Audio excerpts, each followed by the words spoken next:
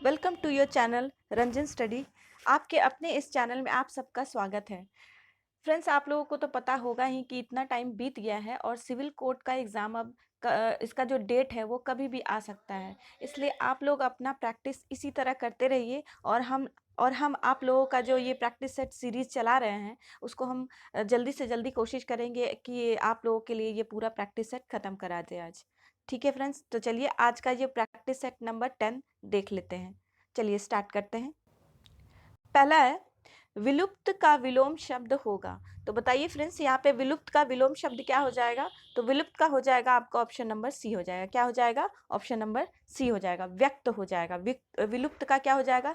व्यक्त हो जाएगा। विलुप्त होता है अपने आप को मतलब छुपा लेना, मतलब गायब हो जाना। तो व्यक्त करना होता है मतलब प्रकट करना, अपने आप को सामने सामने लाकर दिखाना। चलिए अगला देखते हैं। मुंह धो आना। मुंह धो आना मुहावरे का सही अर्थ क्या है? तो मुंह धो आने का सही अर्थ हो जाएगा आपका ऑप्शन नंबर डी हो जाएगा, आशा न रखना। आशा न रखना, किसी से भी होप ना रखना, किसी से भी कोई उम्मीद ना रखना। चलिए अगला देख लेते हैं। सही वर्तनी वाले शब्द का चयन करें। तो बताइए फ्रेंड्स, इनमें से कौन सा जो वर्ड लिखा है वो एकदम सही सही लिखा है? तो इसका हो जाएगा आपका ऑप्शन नंबर बी हो जाएगा। क्या हो जाएगा? ऑप्शन नंबर बी हो जाएगा, परिणति हो जाएगा। ठीक है, तो ये सही हो जाएगा। चलिए अगला देख लेते हैं। दिए गए वाक्यांश के लिए शब्द दीजिए। एक ही माँ की कोख से पैदा हुए बच्चे। एक ही माँ की कोख से पैदा हुए बच्चे, इसका क्या हो जाएगा आपका? इसका हो जाएगा आपका ऑप्शन नंबर डी हो जाएगा, सहोदर। तो एक ही माँ के कोख से पैदा हुए जो बच्चे होते हैं उसको हम क्या कहते हैं? सहोदर कहते हैं। चलिए अगला देख लेते हैं। जिससे बढ़कर ऊंचा कोई न हो। जिससे बढ़कर ऊंचा कोई न हो वाक्य के लिए एक शब्द होगा। तो इसका हो जाएगा आपका ऑप्शन नंबर सी हो जाएगा, उच्चतम। क्या हो जाएगा? सी हो जाएगा, उच्चतम। चलिए अगला देखते हैं। दिए गए शब्द का विलोम चुने। परलोक। तो परलोक का क्या हो जाएगा विलोम शब्द? तो इसका हो जाएगा आपका ऑप्शन नंबर बी हो जाएगा, इहलोक। परलोक का विलोम क्या हो जाएगा? इहलोक हो जाएगा। इहलोक याद रखिएगा आप लोग। चलिए अगला देख लेते हैं। आंख लगना मुहावरे का सही अर्थ है। तो आंख लगना इस मुहावरे का सही अर्थ क्या हो जाएगा? नींद आ जाना। क्या हो जाएगा? नींद आ जाना। वो जो हम लोग थोड़ी देर के लिए जब झप्पी ले लेते हैं ना, तो इसी को कहते हैं आंख लगना, मतलब नींद आ जाना। चलिए अगला क्वेश्चन देख लेते हैं। दृग जिसका पर्यायवाची है। तो दृग शब्द का पर्यायवाची यहाँ पे क्या हो जाएगा फ्रेंड्स? तो इसका हो जाएगा आपका ऑप्शन नंबर डी, आंख हो जाएगा। क्या हो जाएगा? दृग का पर्यायवाची आंख हो जाएगा। याद रखिएगा आप लोग, बहुत इंपॉर्टेंट है ये क्वेश्चन। चलिए अगला देख लेते हैं। सही वर्तनी वाले शब्द का चयन करें। तो इनमें से कौन सा ऐसा शब्द है जो एकदम सही लिखा है, ये आपको बताना है। तो इसका हो जाएगा आपका ऑप्शन नंबर ए हो जाएगा। कौन सा हो जाएगा? ऑप्शन नंबर ए हो जाएगा, पौराणिक हो जाएगा। ये शब्द जो लिखा है वो स्पेलिंग जो है वो सही है। चलिए अगला देख लेते हैं। कृपन का विलोम शब्द होगा। तो कृपन का विलोम शब्द क्या हो जाएगा फ्रेंड्स? तो इसका हो जाएगा आपका दाता। क्या हो जाएगा? कृपन का विलोम शब्द दाता हो जाएगा। चलिए अगला देख लेते हैं। खून का घूंट पीना। क्या है? खून का घूंट पीना मुहावरे का सही अर्थ क्या हो जाएगा? तो इसका हो जाएगा आपका गुस्सा पी जाना। क्या हो जाएगा? गुस्सा पी जाना। खून का घूंट पीना मतलब होता है गुस्से को पी लेना, मतलब गुस्से को बर्दाश्त करना। चलिए अगला देख लेते हैं। पसीना पसीना होकर पसीना पसीना होना मुहावरे का सही अर्थ है। तो पसीना पसीना होने का सही अर्थ क्या हो जाएगा? तो इसका हो जाएगा आपका ऑप्शन नंबर सी, शर्मिंदा होना। क्या हो जाएगा? शर्मिंदा होना। याद रखिएगा इसको। चलिए अगला देख लेते हैं। धन से संबंध रखने वाला वाक्यांश के लिए एक शब्द होगा। तो धन से जो संबंध रखता है उसके लिए एक शब्द क्या हो जाएगा? इसका हो जाएगा आपका ऑप्शन नंबर सी, आर्थिक। क्या हो जाएगा? आर्थिक। चलिए अगला देख लेते हैं। दिए गए वाक्यांश के लिए एक शब्द दिए गए वाक्यांश के लिए एक शब्द दीजिए। अपने पास अपने पास रखी हुई दूसरे की वस्तु। तो इसका क्या हो जाएगा? अपने पास रखी हुई दूसरे की वस्तु। तो ये हो जाएगा आपका ऑप्शन नंबर बी हो जाएगा, धरोहर। अपने पास जो भी चीज़ रखी रहती है और वो अपनी नहीं होती और वो दूसरे की होती है, तो उसको हम क्या कहते हैं? धरोहर कहते हैं। चलिए अगला क्वेश्चन देख लेते हैं। दिए गए शब्द का विलोम चुनें। तो ये जो शब्द है इसका विलोम बताना है। जातीय, तो जातीय का विलोम शब्द क्या हो जाएगा? जातीय का हो जाएगा आपका ऑप्शन नंबर सी विजातीय। क्या हो जाएगा? विजातीय। चलिए अगला देखते हैं, याद रखेंगे इसको। सही वर्तनी वाले शब्द का चयन करें। तो इनमें से आपको कौन सा बताना है कि कौन सा स्पेलिंग सही लिखा है। तो इसका सही स्पेलिंग हो जाएगा आपका ऑप्शन नंबर ए शूर्पणखा। क्या हो जाएगा? शूर्पणखा हो जाएगा। ये जो स्पेलिंग लिखा है आपका सही है, बाकी ये भी गलत है, ये भी गलत है और ये भी गलत है। चलिए याद याद रखिएगा इसको। अगला देख लेते हैं। निम्न में से कौन सा विलोम युग्म सही नहीं है? इसमें से आपको जो सही नहीं है उसे बताना है। तो इसका हो जाएगा आपका ऑप्शन नंबर ए गरल सरल। यही जो लिखा है विलोम शब्द ये गलत है। बाकी ऋजु वक्र ये सही है। उद्धत विनीत ये भी सही है। ऊपरी अधः ये भी सही है। चलिए अगला देख लेते हैं। दिए गए वाक्य में किस भाग में त्रुटि है? यहाँ जो सेंटेंस लिखा हुआ है तो आपको यहाँ बताना है कि इसके कौन से पार्ट में गलत किया गया है, मतलब गलत लिखा हुआ है। मंत्री जी हमारे मुख्य अतिथि थे। तो यहाँ पे बताना है कि इस लाइन में, इस सेंटेंस में आपको ये बताना है कि क्या गलत लिखा है। लिखा है यहाँ पे मंत्री जी जो हैं हमारे मुख्य अतिथि थे। तो अब बताइए इसका क्या हो जाएगा?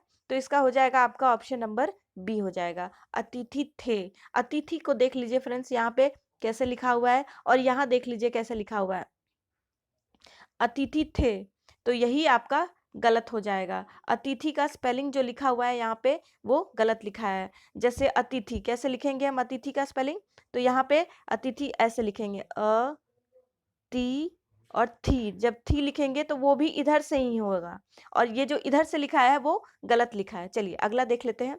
विनायक किसका पर्यायवाची है? तो विनायक किसका पर्यायवाची हो जाएगा? तो इसका हो जाएगा आपका ऑप्शन नंबर बी गणेश का हो जाएगा। विनायक किसका पर्यायवाची है? तो गणेश का हो जाएगा। चलिए आज का आखिरी क्वेश्चन देख लेते हैं। प्रेम सागर शब्द में कौन सा समास है? तो यहाँ पे आपको बताना है ये जो शब्द है प्रेम सागर, इसमें कौन सा समास प्रयोग किया गया है। तो इसमें हो जाएगा आपका ऑप्शन नंबर बी हो जाएगा, तत्पुरुष समास। प्रेम सागर में कौन सा समास है? तो तत्पुरुष समास हो जाएगा। चलिए अगला जो है आपका प्रैक्टिस सेट जीके जीएस का है, उसका भी हम लोग फटाफट रिवीजन कर लेते हैं। नीली क्रांति किससे संबंधित है? तो बताइए फ्रेंड्स यहाँ पे नीली क्रांति किससे संबंधित हो जाएंगे? तो ये हो जाएगा आपका ऑप्शन नंबर डी हो जाएगा, मत्स्य उद्योग से संबंधित है। नीली क्रांति किससे संबंधित है? मत्स्य उद्योग से संबंधित है। देखिए फ्रेंड्स यहाँ पे मेरा मेन मोटो यही है कि आप लोग धीरे धीरे ये सारे जो क्वेश्चन हैं आप लोग बस देखते जाइए, अपना रिविजन करते जाइए और आपको बस ऐसे ही याद होता चला जाएगा। जब आप इस क्वेश्चन को बार बार अपने आंखों से देखेंगे ना तो ऐसे ही याद हो जाएगा। और यकीन मानिए कि सारे स्टूडेंट्स ऐसे ही करते हैं और हमारा भी ये मानना है कि हम भी ऐसे ही याद करते हैं। अगर कोई भी चीज़ अगर आपको याद नहीं होता है ना तो उसको बार बार देखिए तो वो आपको ऐसे ही याद हो जाएगा। चलिए आगे देखते हैं। 1991 में सरकार ने किसकी अध्यक्षता में कर सुधार समिति का गठन किया था? तो ये हो जाएगा आपका राजा जे चेलैया। इन्हीं के ये में कर सुधार समिति का गठन किया गया था, राजा जे चेलैया। याद रखिएगा इसको आप लोग। चलिए अगला देख लेते हैं। गल्फ स्ट्रीम उत्पन्न होती है। तो बताइए फ्रेंड्स यहाँ पे गल्फ स्ट्रीम जो है वो कहाँ पर उत्पन्न होती है? तो ये होता है आपका महासागरीय दबाव से उत्पन्न होता है गल्फ स्ट्रीम। चलिए अगला देख लेते हैं। संसद में प्रस्तुत बिल एक अधिनियम बन जाता है।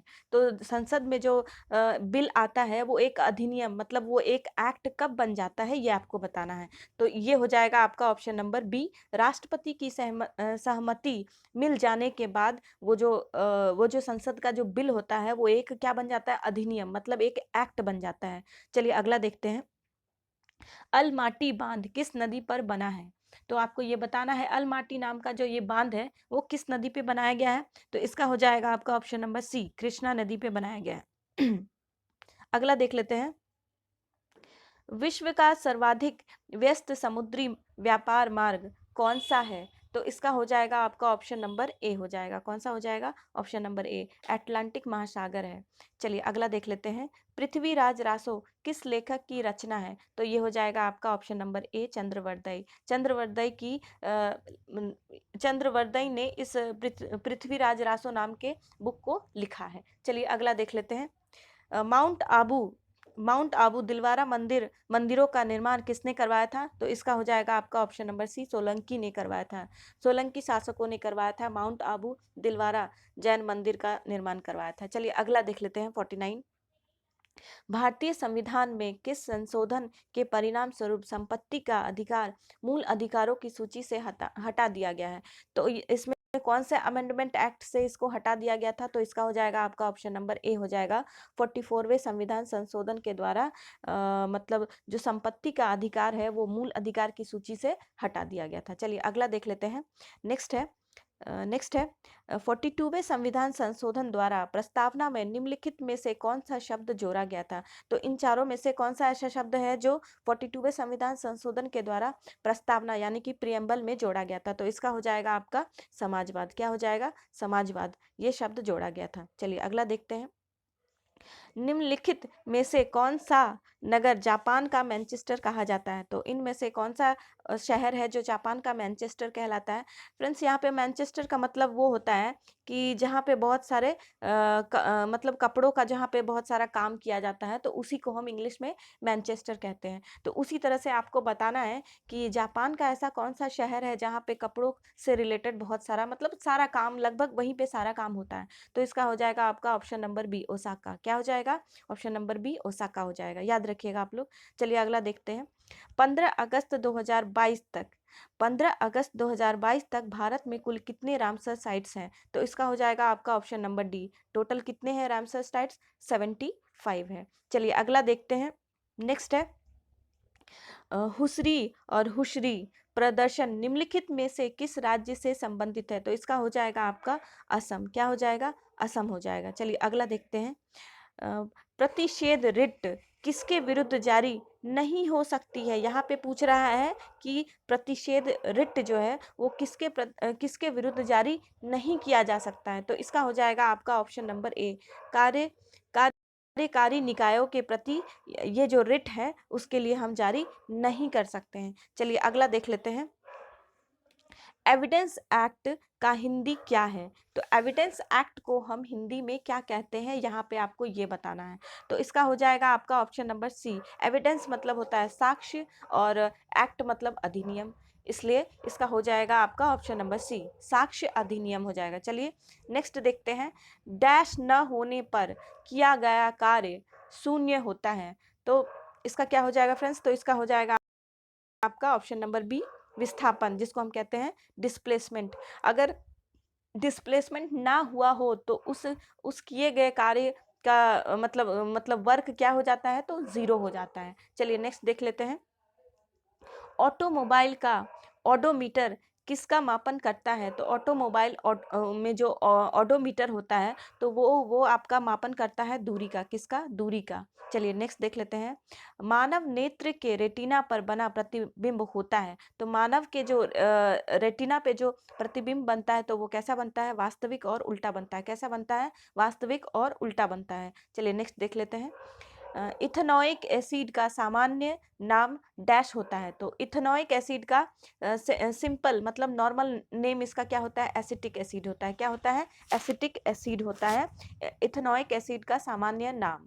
चलिए नेक्स्ट देख लेते हैं, और शायद ये हाँ, और इस प्रैक्टिस सेट का बस अब ये आखिरी क्वेश्चन है, शोल्डर टंका के घटक क्या है? तो शोल्डर यानी कि टंका, इसमें क्या क्या यूज करते हैं? तो इसका हो जाएगा आपका ऑप्शन नंबर डी हो जाएगा, लेड और टिन का हम इसमें सोल्डर करने के लिए हम लेड और टिन का प्रयोग करते हैं। लेड जिसको हम लिखते हैं पीबी से डिनोट करते हैं, और टिन जिसको हम डिनोट करते हैं एसएन से।